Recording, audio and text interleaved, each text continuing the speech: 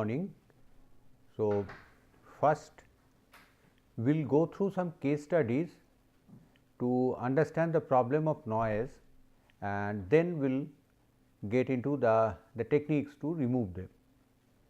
So, first we will take the example of event related potential. Now, this event related potential, or in short ERP, we are getting two curves. The passive one here, that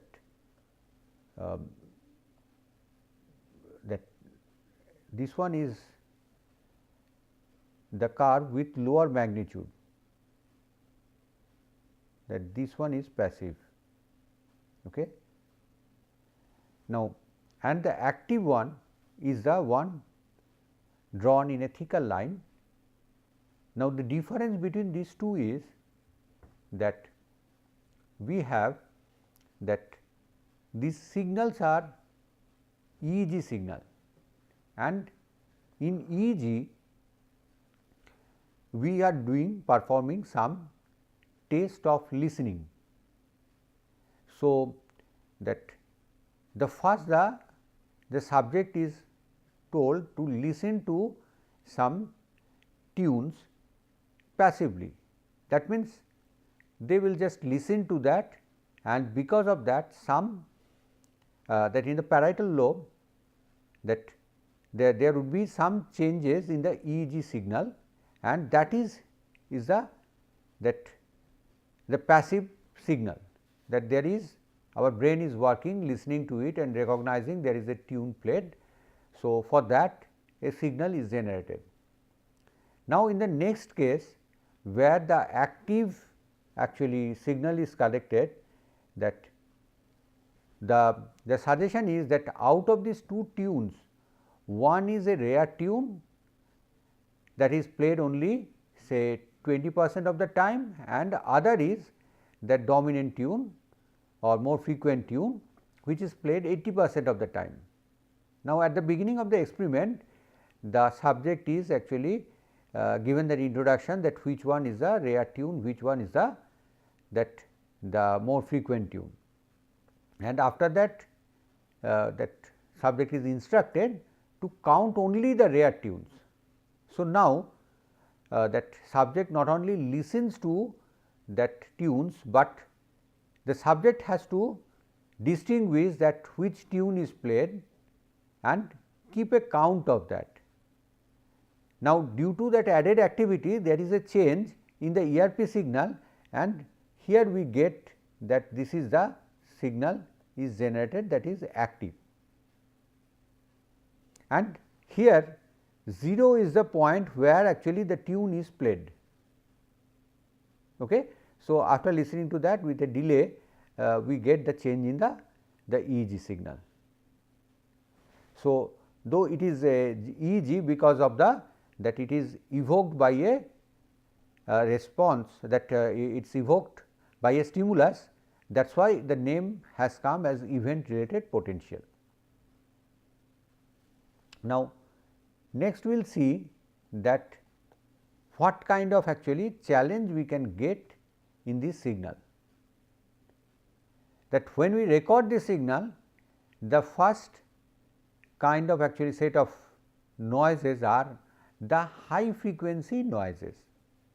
Now, what are the sources of high frequency noises?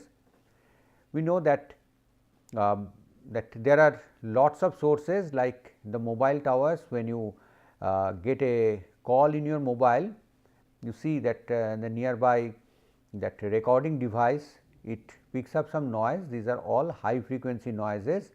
If you have a pump and that operates, sometimes it creates noise. If you have say DC motor where the commutator is used, that the breaking of current makes a lot of high frequency electromagnetic noise. So, all these are source of this noise, and we are actually embedded in that noise. So, whenever you are recording the signal, that recording leads, they acts as an antenna, and that the noise induced on it get actually rides on that signal and get recorded along with the signal. So, that these high frequency noises are nowhere contributing to the signal, they just obscure that observation. So, we would try to remove them. The second kind of noise, that is our motion artifact, is a special feature for the biomedical signal, where high frequency noise is there for any kind of recording, you can face that. The motion artifact comes from that fact that usually we use actually patch sensors, they are actually added on the skin to collect the potential, whether it is ECG, EEG or EMG. We do not prefer that invasive kind of that probe or needle kind of sensor. So, the patch one is better, it does not hurt the subject. So, when the actually patch sensors are actually stick on the body, due to motion, what happens, the pressure between the patch and the skin, that changes, and that gives rise to change in actually the resistance or the contact resistance between them. And because of that, what we get, that there is actually change in actually the signal, which is of very low frequency in nature. Below we see that there is an ECG signal, and it seems it is riding on very, what we would call that low frequency some signal, and this is the baseline is moving or wandering, we say, or sometimes because of the motion there is a abrupt change and the baseline simply moves, we are moving in one place, suddenly it moves to other place and it goes like that. So, all these things are the baseline wandering, and that what we is caused by the motion, and that is why they are called as motion artifact. Next, we get another prominent kind of noise, that is power line interference, and power line interference is 60 hertz in United States, and in Europe, in India, these places we have 50 hertz.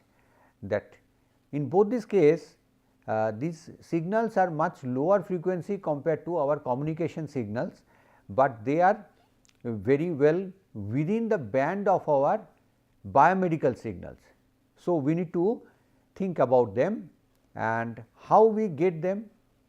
That when we are recording the biomedical signal, we are in a room, and wherever the civilization is there, that now that electricity is there. So, that we have the electrical lines, and that acts as a source of that the electromagnetic interference at power frequency, and the leads we actually use for the recording of the biomedical signal, they acts as an antenna and catches that electromagnetic noise, and that interference gets recorded or get added with the biomedical signal, and we always get a 50 hertz or 60 hertz power frequency hum along with the signal.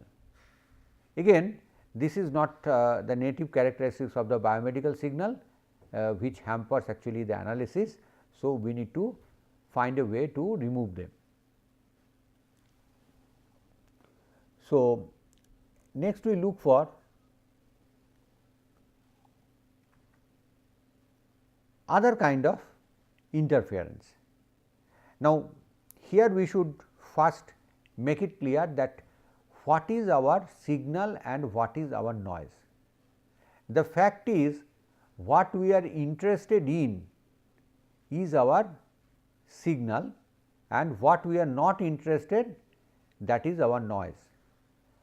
Otherwise, that would be the only definition, because when we see that something is signal, that for other, that may be a noise. For example, when we are actually in this classroom, we are listening to the lecture. Now, if there is any tune played outside and you like that music, then the lecture could be a noise to you, but those who are interested in listening to the lecture, for them that the nice tune that is played outside, that may be the noise. So, it depends on your actually focus or interest. Now, in this case, in this particular example, we have taken two signals. One is the ECG of the mother, that we write as MECG, and that mother is carrying a baby in the womb, that is called FECG. Now, we may be interested in the health of the fetus. So, in that case the mother's ECG we would say is interfering or the noise. Your focus also could be to the health of the mother. In that case, you will tell that the fetus ECG is interfering with the mother's ECG and we need to remove it. So, depending on your focus, you select that which is your signal and which is your noise, and such interference may occur. And as we see here in this case, that we see that these big beats are for the mother's ECG, and the small beats which are shown separately here also, that they are because of that fetus. And another thing we note that the fetus, the ECG beats, they are much closer. That means, the heartbeats, the rate of actually that pumping is more in case of that fetus. In fact, there is a peculiarity in nature, bigger the animal, the heartbeats are slower. The smaller the animal you take, you will find the heartbeats are actually faster. Now, here in this case we are just getting for the same species, but the womb actually is having higher heartbeats and they actually added with each other, and it smears the signal. We do not get the real nature of the mother's ECG. So, if we have to study mother's ECG or the fetus ECG, then we need to actually remove the other. So, this is another kind of noise we got, and now we need to look at that what could be the ways that we could get rid of them. Now, first we go for the time domain filtering. The time domain filtering, it has the biggest advantage is it is fast, and we would say that it is faster than all the other techniques we know. Then another advantage it gives, that it does not demand a lot of things. Many times that when we go for the filter design, we would ask a lot of questions, that please tell us that how is the noise, what is the spectral characteristics of it, what is the strength of it. So, all these questions would come, but in case of the time domain filtering, no such questions are asked. We do not need any particular actually that information about the characteristics of the noise. So, that makes it easy to apply them. The only disadvantage is that there is no control on how it will work. Actually, it works based on some very simplified assumption, that if any high frequency noise is there, then if we do smoothing, then we can get rid of the noise. So, it actually works on such simple principles. So, we do not have actually control over it, the very actually loose control over the process. We can do more smoothing or less smoothing, but we cannot actually customize it depending on the situation at hand. Okay. So, let us see now that how is the form of the signal. So, here we show the first example of synchronized averaging. That is the first example of the time domain filtering. Now, I hope you recall that we took that example of that throwing a die. So, here we are talking something very similar, that we have the signal x k with which that the noise n k is added, and because the noise is added, what we can observe, that is y k. We cannot get access to x k directly, and our intention is to actually get rid of n k, the noise component. So, in this case, if we have multiple ensemble of that signal, that means if we have multiple examples of that signal, and then in that case that we use that index k to denote that ensemble, and m is actually keeping the time index. Then what we can do, we can sum all those ensembles, and if we sum them, what will happen, that when we look at the first term here, that the signal component, when we add them, we get the signal components, they will add up, and that will we get m times of the signal. And to get that, actually one thing is very important, that we need to align the signal properly. Without that, we cannot actually get it. And when we look at the next term, that is the noise part, that summation of the noise. Now, what we will get? It will give us the mean of the noise, or m times the mean of the noise, and if the noise is 0 mean, which is the case for most of the signal, the high frequency noise, the power frequency noise. So, all the high frequency or power frequency noise, they are 0 mean, then as the mean is going to 0, then this sum will go to 0. However, it has some variance. The variance is not going to 0. When we take the sum, the mean is going to 0, but the variance is, we are getting the m times the variance of the original, the noise. But because our that signal is multiplied or scaled by m times, so variance of the signal or energy of the signal would go up by m square time.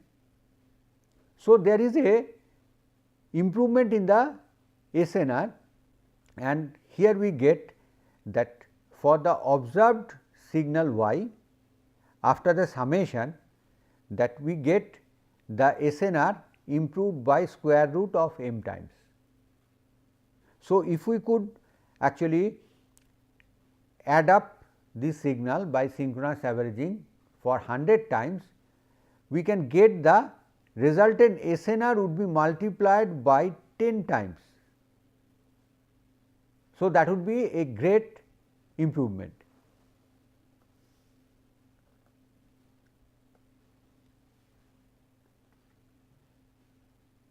Now, let us look at that what are the requirements of it. The first thing that we need to look at, that we need to have multiple realizations of the signal of interest. Now, how we can get that? For example, we have that ERP signal, we can actually conduct this experiment number of times, and we can collect that signal, and then we can actually add them up. If we think of a ECG signal, that in case of ECG, we can take actually multiple cycles of the ECG, and we can add them up to actually to make the synchronous averaging possible. So, in that way we need to have multiple signal, without that we cannot make use of this synchronous averaging.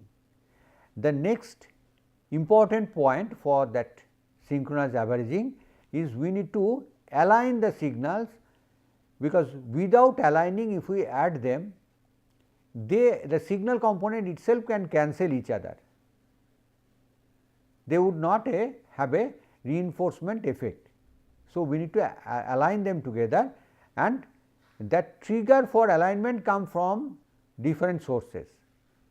First thing, that it can come externally. For example, in this ERP we are playing some tune.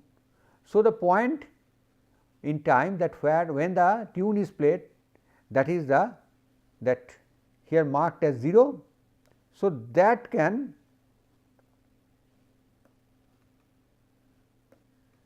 see this point, that point 0, that is signifying the time when the tune is played. So, that can act as a trigger, that every time we take the 0 point from where that tune is played. So, with the help of that we can actually align the different realizations of ERP.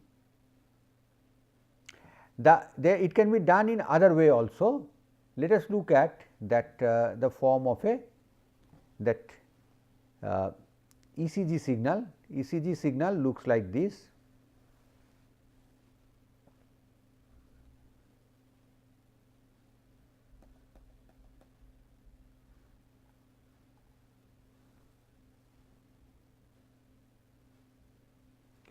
So, here is a P wave, here it is Q, R, S and T, then after a long gap again it repeats P, Q, R, S and T. Now, most prominent point here and unique point is this R. So, we can take a cycle, maybe this part we can take one cycle, from here to here another cycle. So, that way we can take the different cycles and we can take this R point as the reference and we can align them. So, it can be done through using that signal also, that alignment is possible.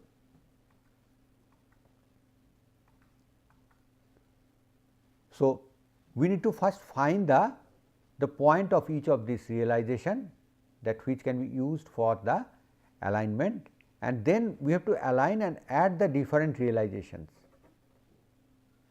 The third or the last step is that divide the result by the number of realizations. That means, because we have added them up so many times, the signal is reinforced by that time. So, there is a scaling of the signal. So, we need to get rid of that scaling. And in the right hand side we are showing some example that white noise is added with the sinusoidal signal. So, it is riding on the signal and we get the first one, the signal is very spiky, that. So, then if we average it first time, that means 2 realizations we take and add them up, then still it seems to be equally spiky. Now, once 10 such actually averages are performed, then we get that it has actually reduced to some good extent and now it looks more or less like a sinusoid.